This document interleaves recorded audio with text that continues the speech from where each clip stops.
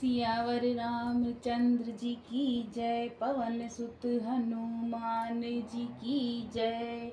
श्री रामचरितमानस बालकांड। राजा ने सारे रनिवास को बुलाकर जनक जी की पत्रिका बाँचकर सुनाई।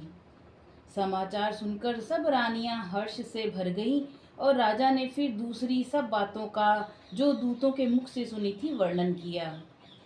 प्रेम में प्रफुल्लित हुई रानियां ऐसे सुशोभित हो रही हैं जैसे मोरनी बादलों की गरज सुनकर प्रफुल्लित होती हैं। बड़ी बूढ़ी अथवा गुरुओं की स्त्रियां प्रसन्न होकर आशीर्वाद दे रही हैं। माताएं अत्यंत आनंद में मग्न हैं। उस अत्यंत प्रिय पत्रिका को आपस में लेकर के सब हृदय से लगाकर छाती शीतल करती हैं। राजाओं में श्रेष्ठ दशरथ जी ने श्री राम लक्ष्मण की कीर्ति और करनी का बारंबार वर्णन किया है। यह सब मुनि की कृपा है, ऐसा कहकर वे बाहर चले गए। तब रानी ने ब्राह्मणों को बुलाया और आनंद सहित उन्हें दान दिए। श्रेष्ठ ब्राह्मण आशीर्वाद देते हुए चले। फिर भिक्षुकों को बुलाकर करोड़ों प्रकार की निछावरें उनको दी। चक्रवर्ती महाराज दशरथ के चारों पुत्र चिरंजीवी हों, यूं कहते हुए वे अनेक प्रकार के सुंदर वस्त्र पहन पहनकर चले। आनंदित होकर नगाड़े वालों ने बड़े जोर से नगाड़ों पर चोट लगाई। सब लोगों ने जब यह समाचार पाया तब घर घर बधावे होने लगे। 14 लोकों में उत्साह भर गया कि जानकी जी और श्री रघुनाथ जी का विवाह होगा। यह शुभ समाचार पाकर लोग प्रेम मग्न हो गए और रास्ते, घर और गलियां सजाने लगे। यद्यपि अयोध्या सदा सुहावनी है, क्योंकि यह श्री राम जी की मंगलमयी पवित्र पुरी है, तथापि प्रीति पर प्रीति होने से वह सुंदर मंगल रचना से सजाई गई। ध्वजा, पताका, पर्दे, सुंदर चवरों से सारा बाजार बहुत ही अनूठा छाया हुआ है। सोने के कलश, तोरण, मणियों की झालरें, हल्दी, दूब, दही, अक्षत और मालाओं से लोगों ने अपने अपने घरों को सजाकर मंगलमय बना लिया। गलियों को चतुरसम से सींचा और द्वारों पर सुंदर चौक पुराए। बिजली किसी कांति वाली चंद्रमुखी, हरिण के बच्चे कैसे नेत्र वाली और सुंदर रूप से कामदेव की स्त्री, रति के अभिमान को छुड़ाने वाली सुहागिन स्त्रियां सभी 16 श्रृंगार सजकर जहां तहां झुंड की झुंड मिलकर मनोहर वाणी से मंगल गीत गा रही हैं, जिनके सुंदर स्वर को सुनकर कोयलें भी लजा जाती हैं। राजमहल का वर्णन कैसे किया जाए, जहाँ विश्व को विमोहित करने वाला मंडप बनाया गया है। अनेकों प्रकार के मनोहर मांगलिक पदार्थ शोभित हो रहे हैं और बहुत से नगाड़े बज रहे हैं। कहीं भाट विरुदावली कुल कीर्ति का उच्चारण कर रहे हैं और कहीं ब्राह्मण वेद ध्वनि कर रहे हैं। सुंदर स्त्रियां श्री राम जी और श्री सीता जी का नाम लेकर मंगल गीत गा रही हैं। उत्साह बहुत है और महल अत्यंत ही छोटा है, इससे मानो वह उत्साह आनंद चारों ओर उमड़ चला है। दशरथ के महल की शोभा का वर्णन कौन कवि कर सकता है, जहाँ समस्त देवताओं के शिरोमणि रामचंद्र जी ने अवतार लिया है। फिर राजा ने भरत जी को बुला लिया और कहा कि जाकर घोड़े, हाथी और रथ सजाओ, जल्दी श्री रामचंद्र जी को बारात में चलो। ये सुनते ही दोनों भाई भरत जी और शत्रुघ्न जी आनंदवश पुलक से भर गए। भरत जी ने जब घुड़साल के अध्यक्ष बुलाए और उन्हें घोड़ों को सजाने की आज्ञा दी, तब वे प्रसन्न होकर उठ दौड़े। उन्होंने रुचि के साथ जीने कसकर घोड़े सजाए। रंग बिरंगे उत्तम घोड़े शोभित हो गए। सब घोड़े बड़े ही सुंदर, चंचल करनी चाल के हैं। वे धरती पर ऐसे पैर रखते हैं जैसे जलते हुए लोहे पर रखते हों। अनेकों जाति के घोड़े हैं जिनका वर्णन नहीं हो सकता, मानो हवा का निरादर करके उड़ना चाहते हैं। उन सब घोड़ों पर भरत जी के समान अवस्था वाले सब 6 छबीले राजकुमार सवार हुए। वे सभी सुंदर हैं और सब आभूषण धारण किए हुए हैं। उनके हाथों में बाण और धनुष हैं तथा कमर में भारी तरकस बंधे हैं। सभी चुने हुए छबीले छेल शूरवीर, चतुर और नवयुवक हैं। प्रत्येक सवार के साथ 2 पैदल सिपाही हैं जो तलवार चलाने की कला में बड़े निपुण हैं। शूरता का बाना धारण किए रणधीर वीर सब निकलकर नगर के बाहर आ खड़े हुए। वे चतुर अपने घोड़ों की ओर को तरह तरह की चालों से फेर रहे हैं और भेरी तथा नगाड़े की आवाज सुन सुनकर प्रसन्न हो रहे हैं। सारथियों ने ध्वजा और पताका, मणि और आभूषणों को लगाकर रथों को बहुत विलक्षण बना दिया। उनमें सुंदर चंवर लगे हैं और घंटियां सुंदर शब्द कर रही हैं। वे रथ इतने सुंदर हैं मानो सूर्य के रंग की शोभा को छीन लेते हैं।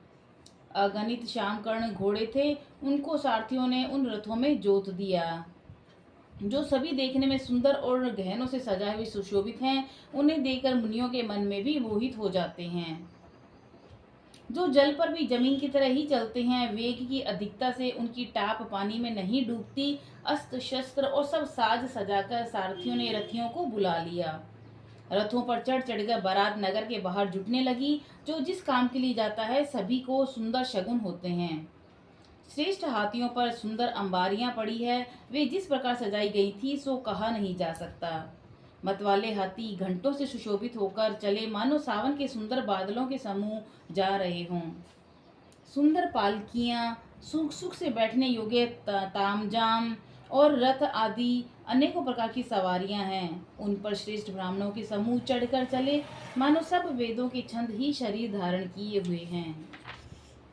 मागध, सूत, भाट, गुण गाने वाले सब जो जिस योग्य थे वैसी सवारी पर चढ़कर चले। बहुत जातियों के खच्चर, ऊंट, बैल, असंख्यों प्रकार की वस्तुएं लाद लाद कर चले। कहार करोड़ों कांवरे लेकर चले। उनमें अनेकों प्रकार की इतनी वस्तुएं थी जिनका वर्णन कौन कर सकता है। सब सेवकों के समूह अपना अपना साज समाज बनाकर चले। सबके हृदय में अपार हर्ष है और शरीर पुलक से भरे हुए हैं। हम श्री राम लक्ष्मण दोनों भाइयों को नेत्र भरकर कब देखेंगे। हाथी गरज रहे हैं, उनके घंटों की भीषण ध्वनि हो रही है। चारों ओर रथों की घरघराहट और घोड़ों की हिनहिनाहट हो रही है। बादलों का निरादर करते हुए नगाड़े घोर शब्द कर रहे हैं। किसी को अपनी पराई कोई बात कानों से सुनाई नहीं देती। राजा दशरथ के दरवाजे पर इतनी भारी भीड़ हो रही है कि वहां पत्थर फेंका जाए तो वह भी पिसकर धूल हो जाए।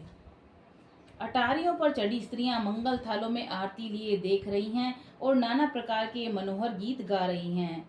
उनके अत्यंत आनंद का बखान नहीं हो सकता। तब सुमंत्र जी ने 2 रथ सजाकर उनमें सूर्य के घोड़ों को भी मात करने वाले घोड़े जोते। दोनों सुंदर रथ के वे राजा दशरथ के पास ले गए और जिनकी सुंदरता का वर्णन सरस्वती से भी नहीं हो सकता। एक रथ पर राजसी सामान सजाया गया और दूसरा जो तेज का पुंज है अत्यंत ही शोभायमान था। उस सुंदर रथ पर राजा वशिष्ठ जी को हर्षपूर्वक चढ़ाकर फिर स्वयं शिव, गुरु, गौरी, पार्वती, गणेश जी का स्मरण करके दूसरे रथ पर चढ़े। वशिष्ठ जी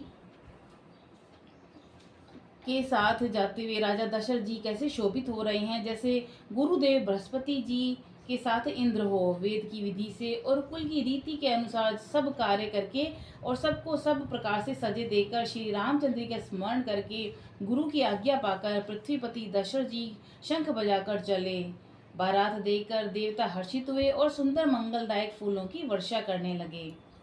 बड़ा शोर मच गया, घोड़े हाथी गरजने लगे। आकाश में बारात में बाजे बजने लगे। देवांगनाएं, मनुष्यों की स्त्रियां सुंदर मंगल गान करने लगी और रसीले राग से शहनाइयां बजने लगी।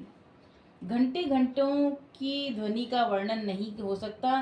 पैदल चलने वाले सेवकगण अथवा पट्टेबाज कसरत के खेल कर रहे हैं और फहरा रहे हैं। हंसी करने में निपुण और सुंदर गाने में चतुर मस्खरे तरह तरह के तमाशे कर रहे हैं। सुंदर राजकुमार मृदंग नगाड़ों के शब्द सुनकर घोड़ों को उन्हीं के अनुसार इस प्रकार नचा रहे हैं कि वे ताल के बंधान से जरा भी डिगते नहीं हैं। चतुर नट चकित होकर यह देख रहे हैं। बारात ऐसे बनी है कि उसका वर्णन करते नहीं बनता। सुंदर शुभदायक शगुन हो रहे हैं। नीलकंठ पक्षी बाईं ओर चारा ले रहा है, मानो संपूर्ण मंगलों की सूचना दे रहा हो। दाहिनी ओर कौवा सुंदर खेत में शोभा पा रहा है। नेवले का दर्शन भी सब किसी ने पाया। तीनों प्रकार की शीतल मंद सुगंधित हवा अनुकूल दिशा में चल रही है। सुहागिन स्त्रियां भरे हुए घड़े और गोद में बालक लिए आ रही हैं। लोमड़ी फिर फिर कर दिखाई दे जाती है। गाय सामने खड़ी बछड़ों को दूध पिलाती हैं। हरिणों की टोली घूमकर दाहिनी ओर आ गई है, मानो सभी मंगलों का समूह दिखाई दिया। सफेद सिर वाली चील विशेष रूप से कल्याण कह रही है और श्यामा बाईं ओर सुंदर पेड़ पर दिखाई पड़ी। दही, मछली और दो विद्वान ब्राह्मण हाथ में पुस्तक लिए हुए सामने आए। सभी मंगलमय, कल्याणमय, मनोवांछित फल देने वाले शगुन मानो सच्चे होने के लिए एक ही साथ हो गए। स्वयं सगुण ब्रह्मा जिसके सुंदर पुत्र हैं, उनके लिए सब मंगल शगुन सुलभ हैं। जहाँ श्री रामचंद्र जी सरीखा दूल्हा हो और सीता जी जैसी दुल्हन हैं, तथा दशरथ जी और जानकी जनक जी जैसे पवित्र समधी हैं, ऐसा ब्याह सुनकर मानो सभी शगुन नाच उठे और कहने लगे, अब ब्रह्मा जी हमको सच्चा कर दिया। इस तरह बारात ने प्रस्थान किया। घोड़े हाथी गरज रहे हैं, नगाड़ों पर चोट लग रही है। सूर्य वंश के पताका स्वरूप दशरथ जी को आते हुए जानकर जनक जी ने नदियों पर पुल बंधवा दिए और बीच बीच में ठहरने के लिए पड़ाव बनवा दिए, जिनमें देवलोक की समान संपदा छाई है। और जहाँ बारात के सब लोग अपने अपने मन की पसंद के अनुसार सुहावने उत्तम भोजन, बिस्तर और वस्त्र पाते हैं, मन के अनुकूल नित्य नए सुखों को देखकर सभी बारातियों को अपने घर भूल गए। बड़े जोर से बजते हुए नगाड़ों की आवाज सुनकर, श्रेष्ठ बारात को आती हुई जानकर आगवानी करने वाले हाथी, रथ, पैदल और घोड़े सजाकर बारात लेने चले। बोलो सियावर रामचंद्र जी की जय, पवन सुत हनुमान जी की जय।